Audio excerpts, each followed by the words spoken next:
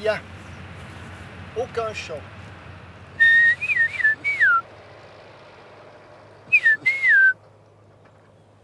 Ouais, il ne répond plus. Vous entendez des... Alors justement, écoutez, vous entendez le silence. Il n'y a rien d'autre. Un merle qui chante dans la forêt proche. Si je me tourne ici, j'avais l'alouette des champs, proche. Je viens ici, vous avez un champ de maïs, c'est totalement mort parce qu'en fait, il n'y a pas assez de verdure, il y a peu de couverture au sol. Et l'alouette chantait ici, elle chantait là, elle chantait plus loin encore. Et il y avait dans l'espace ici autour de nous, il y avait 4 à 5 chanteurs, donc on appelle territoire d'alouette. C'est très trompeur parce qu'en fait, c'est toujours vert, c'est très vert. Mais ce n'est pas le même vert qu'il y a 60 ans, ou 70 si on veut. C'est un vert très sympathique, mais qui est presque inutile pour la vie faune. Georges Gilliéron, c'est la mémoire des oiseaux. Il était instituteur, il est toujours ornithologue amateur passionné. Dans ses champs à Noville, près de Villeneuve, il a compté ses premiers oiseaux dès l'âge de 15 ans. Je prends ici par exemple le 10 mai 53, premier printemps où j'ai observé dans cette région. Rouge-queue à front blanc, plusieurs. J'ai ici Locustel tacheté, oiseau qui a disparu des grangettes depuis beaucoup d'années. J'avais mis pudiquement plusieurs. Oui. Mais après, on a Rousserolle turdoïde, qui est une grande fauvette des roseaux, nombreuse. Rousserolle effarbate, nombreuse. Fauvette à tête noire, nombreuse. Fauvette grisette, nombreuse. Alors qu'elle a disparu totalement de la plaine ici. Tout est à l'avenant. Je ne suis pas allé très loin pour mon observation. C'est peut-être un avantage, c'est que je vois beaucoup plus l'évolution des espèces dans une zone comme celle-ci.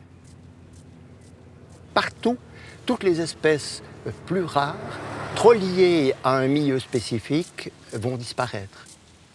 Bon, au final, il faudra choisir. Soit il restera quelques animaux ou bien l'homme. Mais il risque bien d'y avoir bientôt plus que l'homme sur cette terre.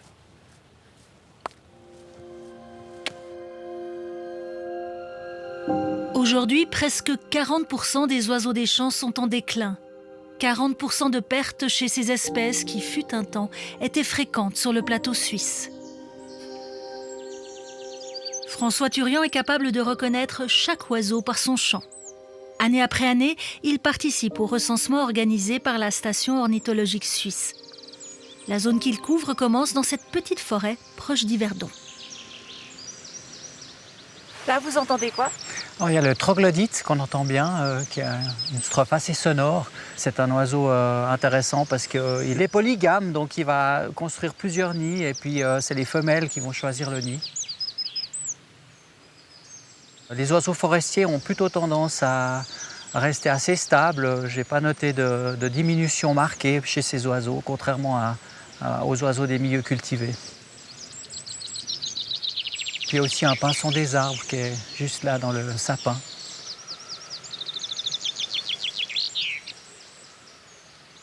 C'est l'oiseau le plus fréquent de Suisse. Quand on l'entend, nous autres non-ornithologues, on pense que tout va bien parce qu'on entend toujours le pinson. C'est un peu ça, parce que c'est vrai que quand on ne fait pas attention, on a autour de nous des oiseaux, mais ce sont des oiseaux fréquents, souvent le pinson, la mésange charbonnière. Ces oiseaux-là, on les voit encore de manière fréquente, surtout dans les jardins, dans les forêts. Mais voilà, c'est un petit peu la pointe de l'iceberg, puisque beaucoup d'autres espèces sont en déclin.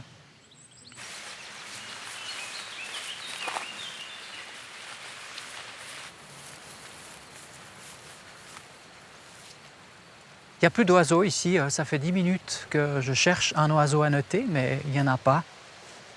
Alors qu'on avait encore pas mal d'oiseaux en lisière de forêt, ici dans la zone cultivée, j'ai plus un seul contact avec un oiseau. Son parcours est défini par un protocole très strict. Il faut l'accomplir 3 fois pendant la période de reproduction au printemps, aux mêmes heures et sur une surface d'1 km². C'est pratiquement désert. Il y a une corneille qui a passé. C'est un peu le seul oiseau que j'ai pu noter sur la carte. On avait encore autrefois 25 territoires d'alouettes ici sur cette surface agricole. Et actuellement, l'année passée, j'avais plus que 14 territoires. Beaucoup de ce travail de recensement se fait en écoutant les oiseaux et en reportant leur chant. Le chant va marquer leur territoire, donc c'est l'espace de vie d'un couple d'oiseaux en fait, qui, si tout va bien, peut élever sa progéniture. Et j'ai vu inexorablement le déclin de ces différentes espèces d'oiseaux qui m'ont accompagné durant mon enfance, et ça, c'est vrai que ça me rend extrêmement triste.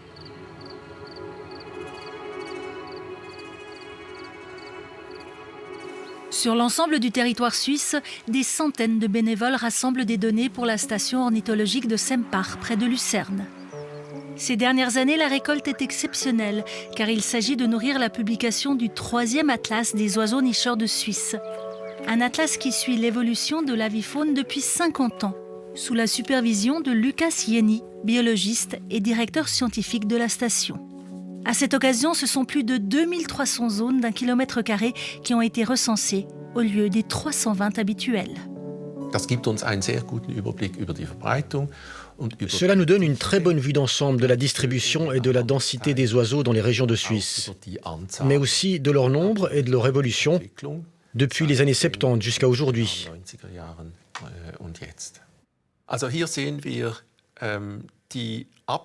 Ici, en rouge, on voit la diminution et en vert, la progression.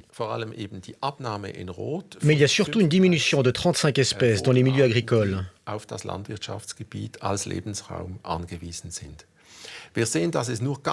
On voit qu'il n'y a que très peu de zones vertes. Par exemple ici, en campagne genevoise. On voit que sur le plateau, rien n'est indiqué, car en fait, les espèces d'oiseaux recensées y ont déjà disparu. Les oiseaux qui nichent et qui se nourrissent dans les champs vont très très mal.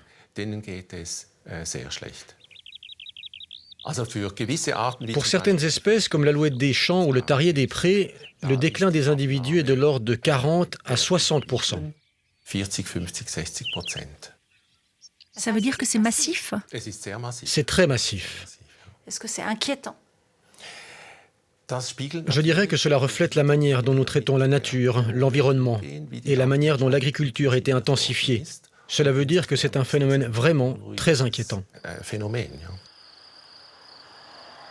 Un bon exemple de cette empreinte de l'homme sur l'environnement, c'est la plaine de l'Orbe. On se trouve à peu près à 600 mètres d'altitude. On trouve encore des belles prairies fleuries comme ici, mais simplement, il n'y a plus d'oiseaux. On entend encore des grillons, quelques insectes, mais la fauche précoce en fait, interdit aux oiseaux de nidifier.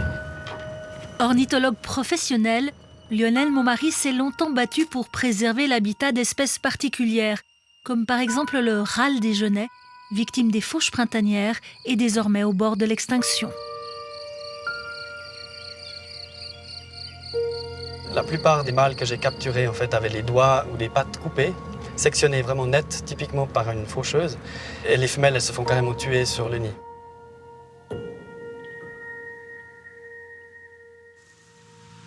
Les oiseaux des prairies nichent au sol, c'est ça le gros problème. Donc les nids sont très vulnérables aux machines qui viennent pour labourer, qui viennent pour traiter, pour faucher. Donc ces nids sont chaque fois détruits. Oh, pour moi, c'est dramatique. Hein. C'est d'ailleurs pour ça que je m'exile le plus souvent possible. Je pars à l'étranger pour voir les oiseaux parce que c'est vraiment trop déprimant pour moi, la Suisse maintenant. C'est surtout la plaine, hein, le plateau suisse. Je ne parle pas de la montagne, hein, qui est encore très riche. Mais le plateau suisse, c'est vraiment trop déprimant hein, pour un ornithologue. À l'image d'une grande partie de ce plateau, la plaine de l'Orbe a été largement remodelée par l'homme. Il y a un siècle et demi, c'est une vaste étendue marécageuse. Pour la rendre plus cultivable, les rivières sont canalisées, les marais asséchés et les parcelles agrandies. À l'échelle de la Suisse, on le fait tellement bien que plus de 90% des marais disparaissent. Nous voilà en plein dans l'agriculture dite intensive, un patchwork de surfaces cultivées et largement inhospitalière pour les oiseaux.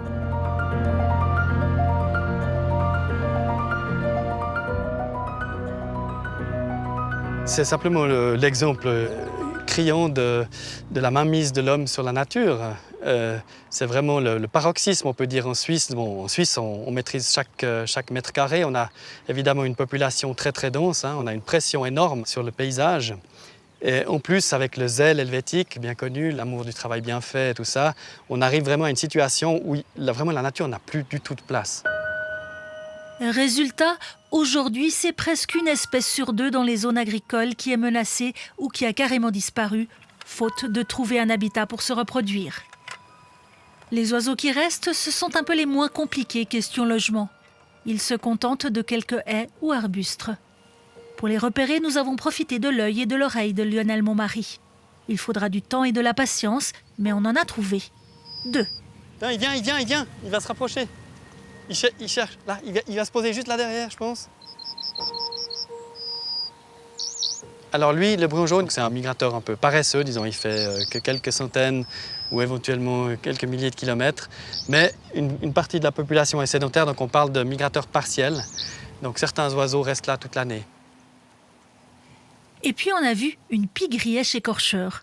C'est un migrateur au long cours, une petite boule de quelques grammes qui fait le même trajet qu'un avion gros porteur, plus de 10 000 km pour hiverner au chaud, parfois jusqu'en Tanzanie, avant de rentrer en Suisse. Les pie-grièches, il y en avait beaucoup plus. Bien sûr, il n'y a pas si longtemps que ça, il y en avait partout. Maintenant, il faut vraiment les chercher, hein, les pie-grièches. Elle empale ses victimes, des insectes, des coléoptères, sur des épines. Et comme ça, ses proies restent vivantes assez longtemps, ça lui fait un garde-manger. Donc, pour les jours de disette. Ah, je viens d'entendre une caille. Elle est là dans la bande herbeuse, juste là derrière nous. C'est rare? Une caille des blés. Ben, ça montre justement l'importance de ces bandes herbeuses où ils trouvent de la nourriture, donc des insectes et aussi des cachettes. Certains agriculteurs aménagent parfois de petites oasis de nature sauvage, mais elles ne sont de loin pas assez nombreuses.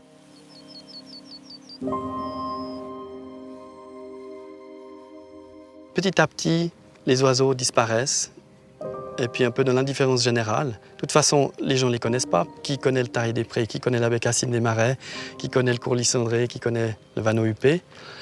Tout le monde s'en fout qu'on a perdu 3 espèces de pie-grièches. Il n'y a que les ornithologues qui savent ça. En fait, c'est une disparition qui est totalement silencieuse. Pourtant, il n'y a pas si longtemps, le pays entier s'était mobilisé pour sauver des dizaines de milliers d'hirondelles. C'était en automne 1974. Elles étaient bloquées par un épais stratus avant leur départ en migration, congelées, affamées. Leur détresse était visible, très visible. Sur la rivière Avaudoise, Georges Gilliéron faisait partie des sauveteurs.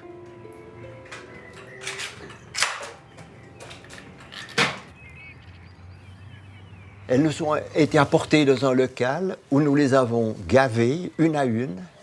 Et en 2 nuits, j'en ai nourri avec une aide 1500. Ces oiseaux étaient mis en carton, une fois nourris et bagués, bien sûr, et expédiés au matin, soit par train, bien sûr, soit sur Cointrin pour partir avec Swissair sur l'Afrique du Nord, soit au Tessin par train, et le Simplon, pour être relâchés dans des zones plus chaudes qui n'étaient pas couvertes par ce stratus. Et avec ça, on a exporté quelques milliers d'oiseaux, mais c'est dérisoire par rapport aux centaines de milliers qui ont péri partout. Depuis, il n'a cessé de se battre pour sauver nos oiseaux. Ce printemps encore, il a fait construire à ses propres frais une tour à 40 nids d'hirondelles dans ce nouveau quartier de Neuville. Ici, comme partout, les oiseaux perdent leur habitat en raison d'une urbanisation croissante. Chaque jour en Suisse, c'est l'équivalent de 8 terrains de foot qui sont mangés par de nouveaux logements ou des infrastructures. Une colonie d'hirondelles avait ses habitudes dans la région, mais ces bâtiments bardés de bandes plastiques les empêchent désormais de construire leur nid. Ils ont blindé les différentes parois, les frontons et les avant-toits. D'où disparition des hirondelles et la nécessité pour moi de construire rapidement quelque chose pour remplacer leur habitat. Plus personne ne tenait à avoir ces jolies petites hirondelles qui sont en très forte diminution, alors partout en Suisse. Évidemment, en Espagne ou au Portugal, vous trouvez des colonies de milliers de nids. Chez nous, on est pauvres. Effectivement, on ne trouve plus que quelques nids dans le voisinage.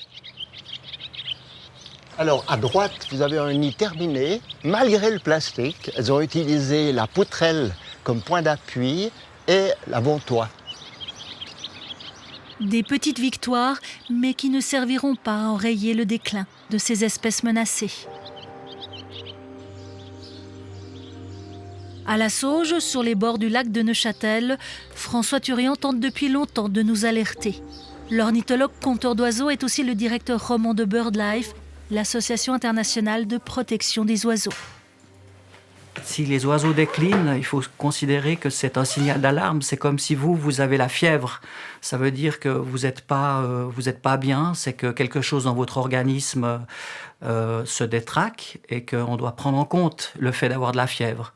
Et les oiseaux qui sont des thermomètres ou des baromètres de notre environnement, eh bien c'est la même chose. Si les oiseaux déclinent, c'est que finalement nos modes de vie sont incompatibles avec leur présence. En Suisse, en fait, s'agissant des oiseaux, on a 3 fois plus d'espèces qui sont menacées qu'au niveau planétaire. Donc la Suisse, effectivement, met les oiseaux sous pression. Enfin, la Suisse, les pratiques de la Suisse ne sont absolument pas compatibles avec la préservation durable des espèces d'oiseaux. Pour ces défenseurs de la nature, c'est avant tout notre modèle agricole qui pose problème. Un modèle conçu pour augmenter les rendements et dépendant largement des produits chimiques. Pourtant, cela fait bien 50 ans que l'on connaît les risques liés à l'utilisation des engrais et des pesticides. C'est aux États-Unis, au début des années 60, qu'une biologiste a commencé à alerter le monde grâce à son livre « Le printemps silencieux ». CBS reports the silent spring of Rachel Carson. On pulvérise partout des produits chimiques non sélectifs, qui ont le pouvoir de tuer chaque insecte, les bons et les mauvais, de faire taire les oiseaux, de stopper les poissons dans nos rivières, tout ça juste pour détruire quelques mauvaises herbes et quelques ravageurs.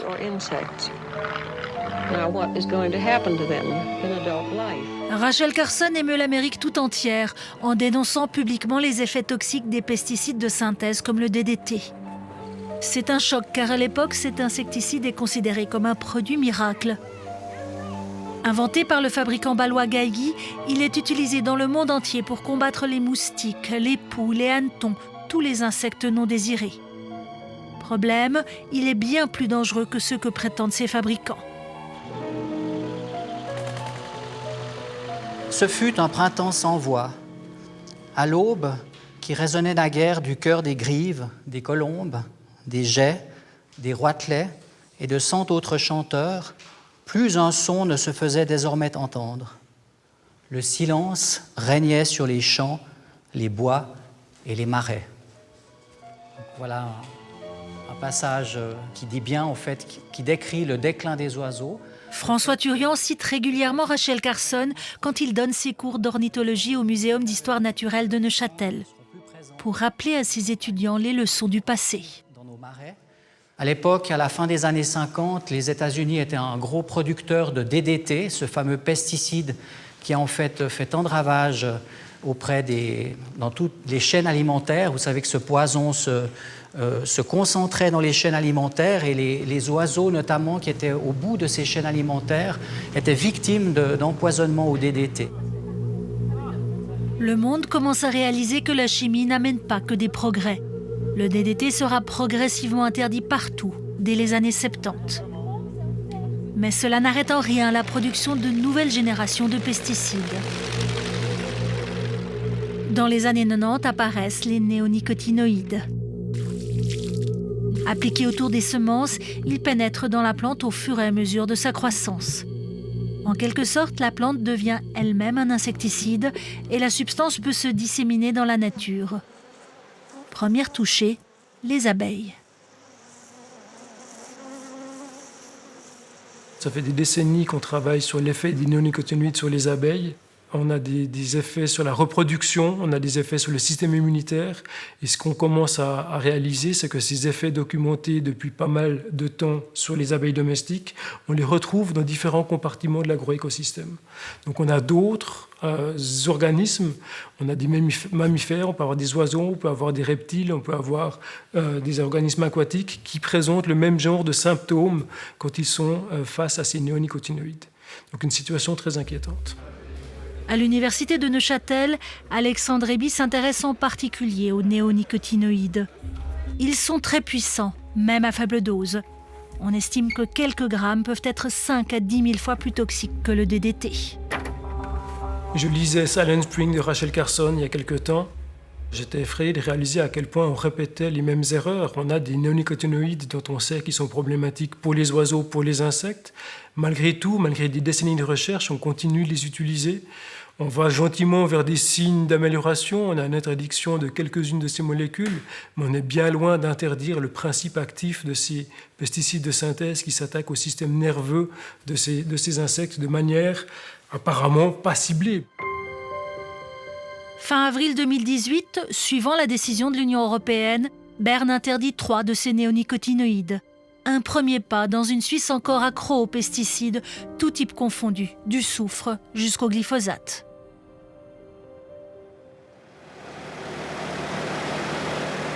Dans la famille Schwab, on en est à la 5e génération de paysans. Pas de bio ici, on traite les plantes quand il le faut, avec de la chimie. L'exploitation fait plus de 40 hectares dans la région des Trois-Lacs. Grâce à cette machine, on peut choisir le dosage des produits pour pulvériser de façon précise. Je sais en tout temps à quelle vitesse roule le tracteur. Je sais combien il me reste de produits. On me dit aussi où rouler, au mètre près. Comme ça, je peux répandre la dose exacte.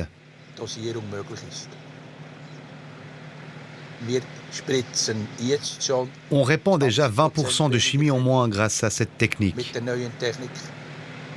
Peter Schwab cultive des pommes de terre et plusieurs sortes de légumes pour des fabricants alimentaires et des grands distributeurs. Au final, les légumes doivent être top. Sinon, la grande distribution ne les prend pas ? La question ne se pose même pas. Bien sûr, quand je discute avec les grands distributeurs, au début, on me pose la question sur comment je cultive mes légumes. Mais quand je livre, plus de questions, ça doit être parfait.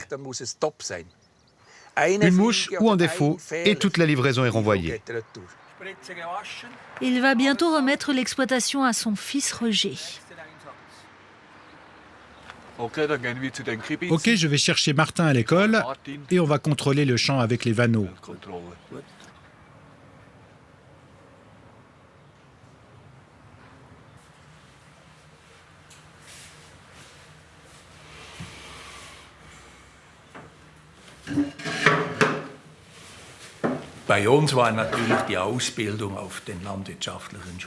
À notre époque, la formation dans les écoles d'agriculture était totalement orientée vers la production. Totalement vers la production, avec la chimie. Et il fallait faire toujours plus grand et toujours plus vite. Aujourd'hui, on remet ça en question. Dans les cours destinés aux chefs d'exploitation que mon fils a suivis, on leur apprend à lier l'écologie avec l'agriculture intensive. C'est quelque chose de nouveau et c'est juste que cela se passe ainsi. Ce n'est pas une mode, c'est quelque chose qui doit être comme ça. On le sait bien nous-mêmes. Pour nous, sur notre ferme, cela veut dire trouver un équilibre entre la production, une production parfaite, et la protection de la nature. Ce n'est pas très simple. Pas simple, mais les Schwab ont voulu essayer dans ce champ. Depuis 2 ans, ils collaborent avec BirdLife pour sauver une espèce menacée d'extinction, les vanneaux huppés. Plusieurs couples ont choisi les betteraves des Schwab pour installer leur nid. Bonjour, monsieur Schwab. Bonjour. Je suis le directeur roman de BirdLife. Salut. Salut, moi c'est François. Et toi? Martin, es freut mich, Martin. Vous êtes satisfait jusqu'à présent? Oui, on est très content. Il y a eu des problèmes avec la première nichée, ça n'a pas marché, mais la deuxième couvée a été un vrai succès. Il faut éviter que les nids et leurs occupants soient écrasés lors des travaux des champs et éloigner les oisillons lors des pulvérisations de pesticides. Cela demande juste plus de temps et de coordination aux agriculteurs. C'est quelque chose de très nouveau pour nous. Avant l'année passée, on ne connaissait pas les vanneaux. Les oiseaux en général, on ne les connaît pas très bien, parce qu'on n'a pas trop à faire avec eux dans notre métier. On connaît les moineaux, les hirondelles, mais ces oiseaux spéciaux comme les vanneaux, on ne les connaissait pas.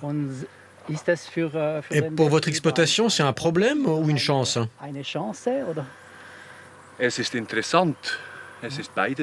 C'est intéressant, c'est un peu des deux.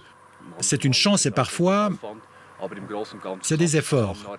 Mais dans l'ensemble, la collaboration marche bien. Pour nous, c'est passionnant. J'ai plus appris sur les oiseaux ces 2 dernières années qu'en 18 ans.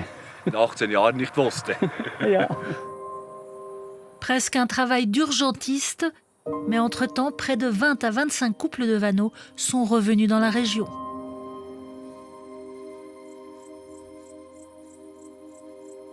Les experts, les observateurs d'oiseaux, comme on dit si joliment, on les invite maintenant à des assemblées d'agriculteurs. Ça, c'est un saut quantique. Il y a 30 ans, ça n'aurait pas été possible.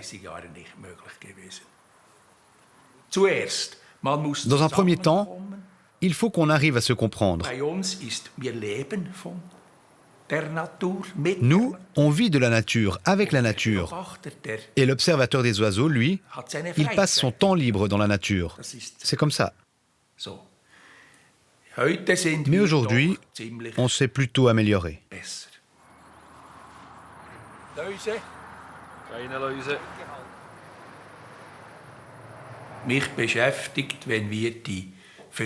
Moi, ça me préoccupe quand on dit de nous qu'on serait les pollueurs de la nation, qu'on se ficherait de la protection de la nature.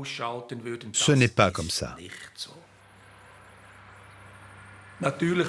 Bien sûr, dans l'agriculture, avec ces développements très rapides, peut-être trop rapides, il y a eu des erreurs qui ont été commises. Mais qui n'a jamais fait d'erreur ? Mais des décennies d'utilisation de pesticides, cela fait forcément des ravages.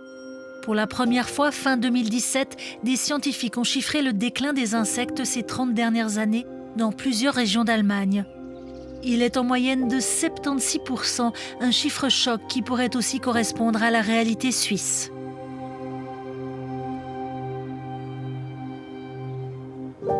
Si les insectes disparaissent, évidemment les oiseaux qui s'en nourrissent disparaissent derrière. Or, c'est pas pour des gens très très jeunes, mais pour des gens qui ont moins de 50 ans, eh bien il suffit qu'ils se souviennent des pare-brises d'il y a 20 ou 30 ans. En été, la nuit, il suffisait qu'on parcourt 150 km pour devoir nettoyer son pare-brise. Il était maculé d'insectes. Aujourd'hui, vous allez, je ne sais pas, la nuit de Zurich à Genève, vous n'aurez pas à vous arrêter. Il y a 2-3 moustiques suicidaires qui sont payés votre pare-brise, mais c'est tout à fait minimal. Ça, c'est un indicateur sensible. Dominique Bourg est philosophe spécialisé dans les questions écologiques et de développement durable. Alors, ce qu'il faut bien comprendre, c'est que les extinctions passées, elles se déroulent sur des centaines de milliers d'années. C'est des phénomènes extrêmement lents. Là, on a un phénomène totalement accéléré. Si on regarde maintenant, alors on a déjà un effondrement des populations. Au-delà des oiseaux, si je prends les vertébrés en général, eh bien, si vous voulez, d'après nos dernières études, en gros, durant les 30 dernières années, c'est 57% des populations sauvages, de façon générale, qui ont disparu. Donc en fait, on est dans un phénomène qui est affolant, qui est alarmant. C'est pas faire de l'alarmisme, faut pas être stupide, c'est alarmant, ça ne s'est jamais produit, et on sait quel est le responsable, c'est nous. C'est vrai que nous prenons beaucoup de place, nous les humains, au détriment d'autres espèces. En Suisse, on fait encore moins bien que nos voisins. 79% des reptiles, 62% des amphibiens, 36% des mammifères sont en voie de disparition. Ce n'est guère mieux du côté végétal. Les plantes, les mousses, les sols souffrent aussi.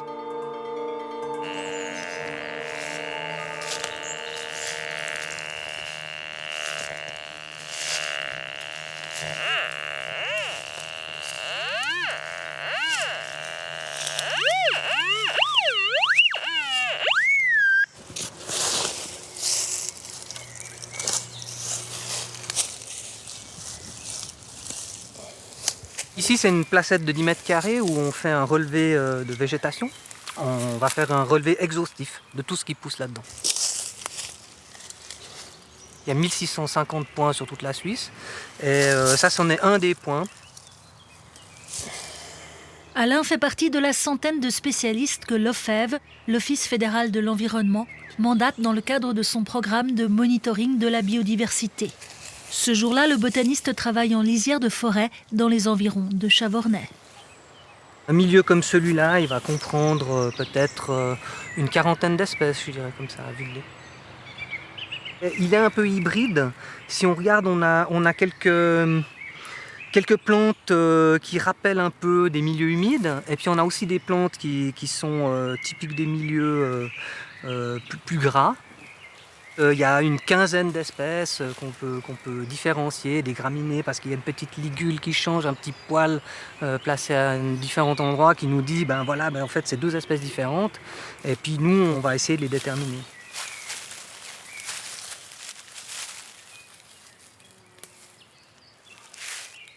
Mené depuis 2001, le programme permet de suivre l'évolution à long terme d'une sélection d'espèces végétales représentatives de l'ensemble de nos paysages. Glenn Litzios est chargé du projet à l'OFEV. Si on n'est pas biologiste et qu'on n'observe pas ces différentes espèces, on a l'impression que tout ce qu'on voit autour de nous est vert. Et que ça suffit parce que finalement les plantes c'est vert et tant que c'est vert autour de nous, la biodiversité est toujours là. Mais ce qu'on observe, c'est une banalisation des milieux naturels. On observe toujours les mêmes espèces de plus en plus partout. Comme quoi par exemple ? Par exemple le pissenlit. Ça c'est vraiment une espèce liée au milieu gras enrichi en azote, donc en fertilisant. Et comme ces milieux sont en train de devenir de plus en plus fréquents en Suisse, le pissenlit est une espèce qui se retrouve maintenant presque dans l'intégralité de ces sites du monitoring de la biodiversité. C'est un appauvrissement massif. Pratiquement 1 milieu naturel sur 2 est menacé d'extinction en Suisse. Forcément, les espèces qui y vivent vont moins bien. Et c'est de leur survie dont il est question aujourd'hui. Pour réaliser un constat sur la biodiversité au niveau suisse, on va plutôt regarder les listes rouges, donc ces listes qui visent à donner le niveau de menace des espèces. Et effectivement, en Suisse, on a en moyenne plus d'espèces sur la liste rouge que dans les pays voisins. Pour vous donner un ordre d'idée, on a environ un tiers des espèces qui ont été étudiées qui sont menacées plus ou moins fortement d'extinction en Suisse. Ce ne sont pas que de quelques animaux, de quelques plantes dont il s'agit. Nous aussi, humains, dépendons d'une nature en état de fonctionner avec tous ses composants pour notre survie. On dépend de la biodiversité à plusieurs niveaux. La biodiversité, elle va nous fournir ce qu'on appelle des services écosystémiques. Alors qu'est-ce que c'est un service écosystémique ? C'est finalement toute chose dont on va profiter qui a une origine naturelle. Par exemple, l'air pur. On a tendance à oublier que c'est grâce à la photosynthèse qu'on a de l'oxygène dans l'air, la photosynthèse faite par les plantes, qui va nous permettre de respirer. Il y a énormément de ces services écosystémiques. La fertilité des sols, par exemple. Un sol, si on le laisse sans vie, en fait, il va finalement devenir stérile parce qu'il n'y a pas les processus qui vont créer l'humus, qui vont créer la fertilité du sol. Donc vraiment, d'une manière très fondamentale, on a besoin de cette biodiversité pour continuer à maintenir en fait, tous ces services qui sont indispensables à la vie sur Terre. La Confédération est extrêmement forte pour poser des diagnostics, puisque l'Office fédéral de l'environnement en particulier publie régulièrement des rapports qui montrent que la nature va mal, que la nature souffre, que la liste des espèces menacées ne cesse de croître. Donc le constat est là, le constat est bien posé par nos autorités. Par contre, là où le bas blesse, c'est au niveau des moyens d'action. On se donne pas, la Confédération ne se donne pas les moyens d'enrayer cette érosion constante de la biodiversité et du déclin des oiseaux. La protection de la nature et des oiseaux fait partie d'une stratégie nationale pour la biodiversité élaborée en 2009. Mais cette stratégie n'a été transformée en plan d'action que 8 ans plus tard. On se presse lentement chez nous, Madame la Ministre. On a un problème, c'est pour ça qu'on a fait cette stratégie, qu'on a fait ce plan d'action, qu'on a augmenté les budgets et maintenant on est en train de réaliser toutes ces mesures. J'en suis sûre, dans 2-3 ans, vous voyez déjà des résultats plus positifs, mais ça prend beaucoup de temps. Mais c'est clair, la situation est vraiment alarmante, il faut vraiment agir et pas se contenter de ce qu'on fait maintenant. Mais vous, comme ministre de l'Environnement, est-ce que vous ne pouvez pas porter ça plus haut et plus fort ? Je veux dire, ça fait un moment que vous êtes en poste, ça fait un moment que la problématique existe. Or, on avance à une vitesse d'escargot. Oui, vous avez raison. Après la stratégie, on a pris beaucoup de temps pour le plan d'action. C'était difficile parce qu'on avait plus de 400 mesures qui étaient proposées aussi de la société civile, des NGO. C'était trop. Et après, on a eu des problèmes financiers. Alors, vous savez, le Parlement est en train toujours d'économiser. Alors, l'environnement, normalement, on coupe. Mais j'ai reçu quand même, pour les mesures à court terme, des recettes supplémentaires. Mais c'est toujours une bataille. Je pense pour l'agriculture, pour le service militaire, c'est plus facile d'augmenter les recettes que pour l'environnement. Également critiquées pour leur manque d'efficacité, les mesures de promotion de la biodiversité dans l'agriculture. La règle est simple, les agriculteurs bénéficient de subventions de la Confédération, c'est ce qu'on appelle des paiements directs, s'ils réservent une partie de leurs terres à la protection de la nature. Bonjour, je vous présente là, on a nos achères, c'est une parcelle de nos achères. Elle est située tout près de la forêt, en lisière. Et au printemps, on va la hercer, juste une fois pour essayer de planifier un petit peu le terrain. Et ensuite, on va la faucher maximum 2 fois dans l'année. Ce que j'ai remarqué maintenant depuis plusieurs années, c'est qu'elle a toujours plus de fleurs qui se développent comme ça, parce qu'on ne met rien, on met ni engrais, ni sulfate, on ne met rien du tout. C'est une parcelle qui reste comme ça. Isabelle Sommer est une maraîchère de la région du Grand Marais, près du lac de Morat. Ses surfaces non cultivées représentent environ 4% de son domaine de 45 hectares. C'est une jachère qui est imposée par les paiements directs ? Voilà, c'est une jachère qui est imposée suivant la grandeur du domaine. Ce n'est pas vraiment des parcelles qui sont pratiques pour travailler sur les légumes ou les choses comme ça. Parce que d'un côté, on a la route, de l'autre côté, on a la forêt. C'est assez petit, c'est assez étroit. Alors, je trouve plus adapté pour ce genre de travail en jachère que d'autres cultures. Et là, tout d'un coup, il y a des papillons, des insectes. Eh bien voilà, on observe, on a des abeilles, on a aussi des papillons, d'autres insectes. On a même des sangliers, des chevreuils, des renards qui font leur vie là-dedans.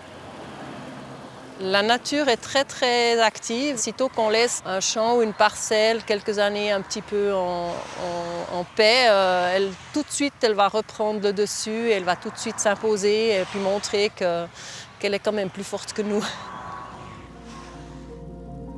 Chaque année, pour ce type de mesure, la Confédération verse 400 millions de francs aux agriculteurs, soit 14% de l'ensemble des paiements directs. Cela fait plus de 20 ans que ce programme est en place et pourtant la qualité des surfaces de jachère n'est pas encore suffisante. Beaucoup trop d'indicateurs de la biodiversité sont encore au rouge. À se demander si la Confédération en fait assez. Alors, à mon avis, c'est beaucoup, 400 millions, c'est un montant. Imaginez-vous, 400 millions par an, c'est une grande somme. C'est une grande somme, mais... Et la priorité pour l'agriculture, ça doit quand même être produire de la nourriture. C'est le travail primordial pour les paysans et pas protéger les oiseaux.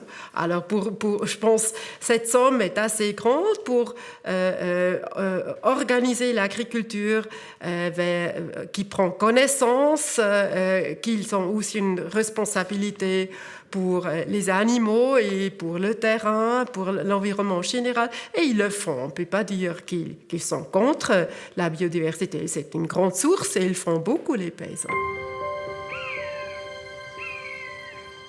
Mais on n'y est pas encore.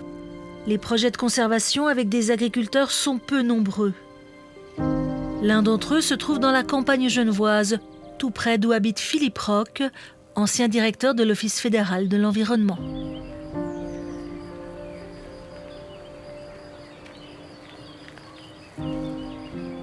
Je trouve que l'agriculture, en tout cas celle que je vois autour de moi, elle progresse. Dans les 20 ou 30 ou 40 dernières années où je suis là, elle est mieux qu'avant.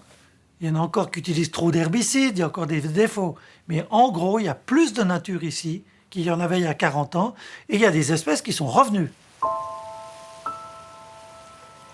Grâce à des mesures simples, comme des petites bandes non cultivées, des oiseaux menacés sont revenus nicher, à l'exemple du tarier pâtre, de l'Hippolaïs polyglotte et de la fauvette grisette. Ça fonctionne très bien, c'est magnifique ce qui a été fait là, il faut continuer. Non seulement on a ces surfaces protégées, mais elles sont connectées, elles sont réparties de manière intelligente. Et là, on voit déjà assez rapidement des progrès. Il faudra du temps. Et puis, je vous rappelle encore qu'on a beau faire tout ce qu'on veut dans la zone agricole, si à côté on continue de bétonner la moitié du pays, on ne va pas y arriver. Mais ce n'est pas que l'agriculture. Et encore, pour l'agriculture, on connaît les solutions, et il faut soutenir ces paysans. Mais il faut aussi arrêter cette croissance de fou.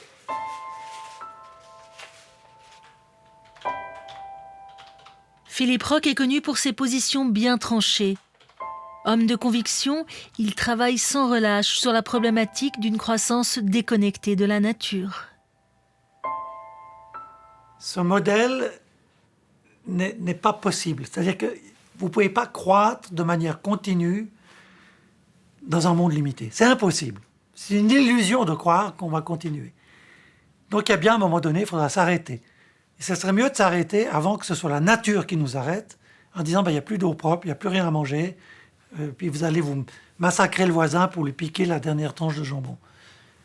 La sagesse voudrait qu'on cherche une vie équilibrée avec la nature, plutôt que ce système de compétition et de croissance qui est une absurdité. Je ne pense pas qu'on peut se permettre que la croissance devienne un objectif qu'on ne veut pas atteindre. Mais croissance ne veut pas seulement dire grandir. Croissance ne veut pas dire bétonner la Suisse. Il faut avoir une croissance de qualité avec l'idée de la durabilité et pas seulement les effets à court terme qui sont bons pour l'économie. Ça me tient au cœur et ça prend beaucoup de temps. Et pour cela, il faut vraiment avoir la population derrière qui dit aussi à la politique, ça suffit. Il n'y a pas foule encore qui crie sa révolte. Mais de petits projets, de petits gestes commencent à émerger partout en Suisse romande. Regardez ce quartier de villa près de Fribourg avec leurs jardins, leurs gazons, toutes semblables, sauf une. Nous sommes chez les Gremeaux, une famille qui a osé remettre en question le dogme du propre en ordre.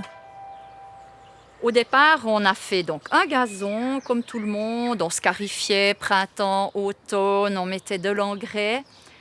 Et puis, un beau jour, je me suis dit, non mais là, stop, ça suffit. Qu'est-ce qui t'arrive? Tu deviens folle? Ou bien, on était à quatre pattes en train d'arracher toutes les pâquerettes, les trèfles, parce qu'on avait cette idée que les trèfles, ça amenait les abeilles, donc ça piquait les pieds des enfants. Et finalement, moi, je viens d'un milieu où on avait des ruches et on n'était pas plus piqués que d'autres enfants. Donc, on a décidé un beau jour, on arrête tout ça, on laisse venir ce qui va venir, et ça change. On a beaucoup d'insectes qui viennent et évidemment, tous les insectivores avec eux. Avec ces insectes, on a les mésanges qui nichent. Grâce à ça, on a aussi toutes les hirondelles qui passent dans le quartier avec ça. Chez les Gremeaux, on aime les hirondelles, beaucoup même. Il y a 22 nids, tous occupés, et tant pis pour les salissures.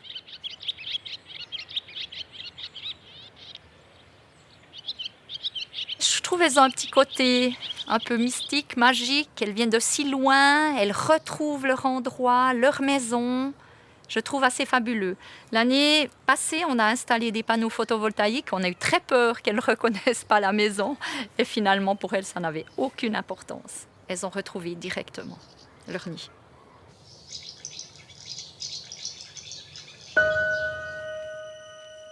Autre combat, celui de Lionel Montmarie, l'ornithologue professionnel.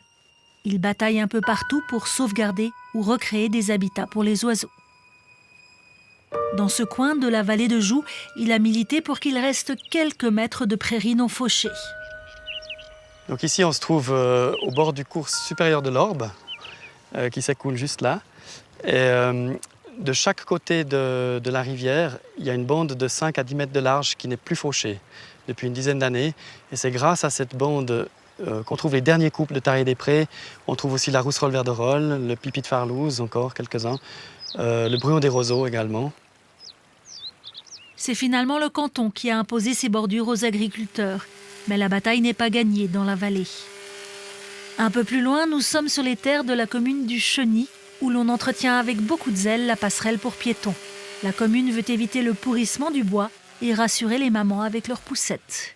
Ça me met hors de moi. C'est insupportable, ce genre de choses. On peut entretenir les chemins, bien sûr, mais on ne le fait pas en pleine période de nidification. On peut le faire en septembre, octobre, une fois que les oiseaux sont partis. Bonjour. Pourtant, on est en plein site marécageux, enfin, on est au bord d'une réserve naturelle. C'est simplement des mesures de propre ordre, de commodité, qui n'ont aucune autre justification.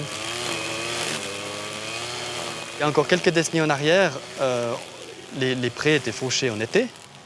C'était encore fait imparfaitement, disons, on le faisait des fois à la main. Il y avait souvent des petits bouts qui restaient et ça suffit. Ça suffit pour que les oiseaux se réfugient dans ces petites zones non fauchées.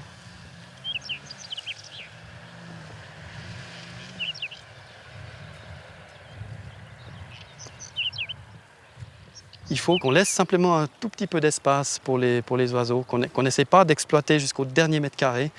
On disait à l'époque, les paysans disaient qu'ils laissaient un petit coin pour laisser danser les fées. Ben, c'est exactement ça qui manque actuellement.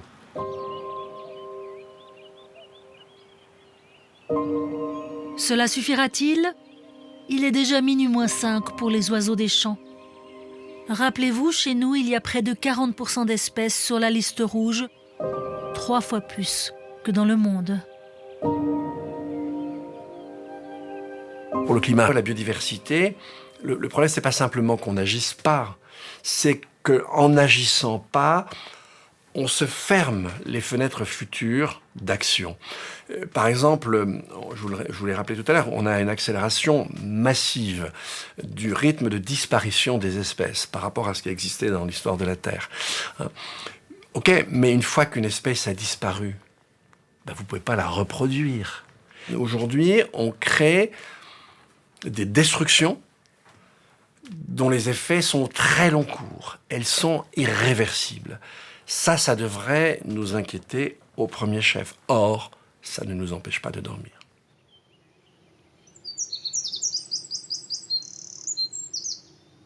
Attendez, alors, je ne suis pas en train de dire qu'on ne peut pas faire. Mais on ne peut pas faire à la marge. On doit faire de façon puissante et systémique.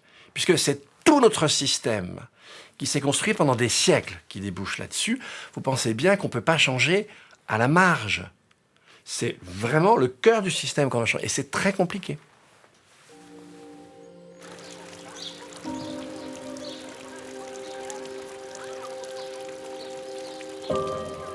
Alors nous autres, qui vivons souvent déconnectés de la nature, une nature essentielle à notre survie, ne devrions-nous pas recommencer tout au début? Prendre le temps, dans les quelques zones protégées qui subsistent, de regarder et d'apprendre.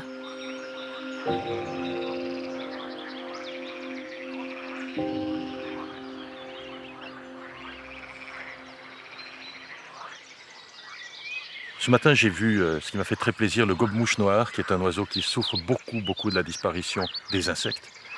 J'ai vu le pic-et-pêche, j'ai entendu le pic noir, j'ai vu le roitelet, j'ai vu passer le milan noir, mais j'ai entendu au total environ une trentaine d'espèces.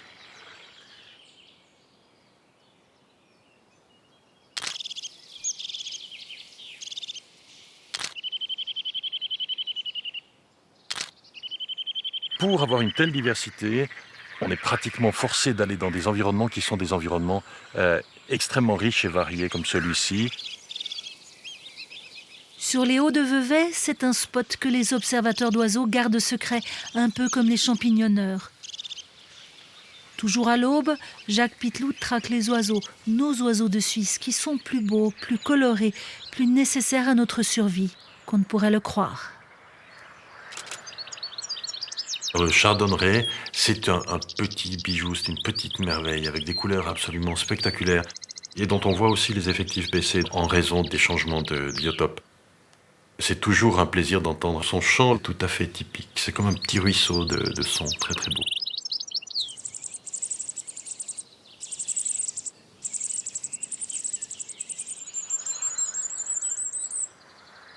Imaginez un printemps où on n'entendra plus le chant des oiseaux, sauf peut-être les corneilles et les pies. Imaginez un monde dans lequel toutes ces couleurs, toutes ces variétés, toutes ces formes, tous ces comportements auraient disparu au profit de quelques espèces assez parasites dont la nôtre. Un monde sans nature est un monde très triste, c'est un monde gris, c'est un monde sans poésie. Et un monde sans poésie, c'est pas beau.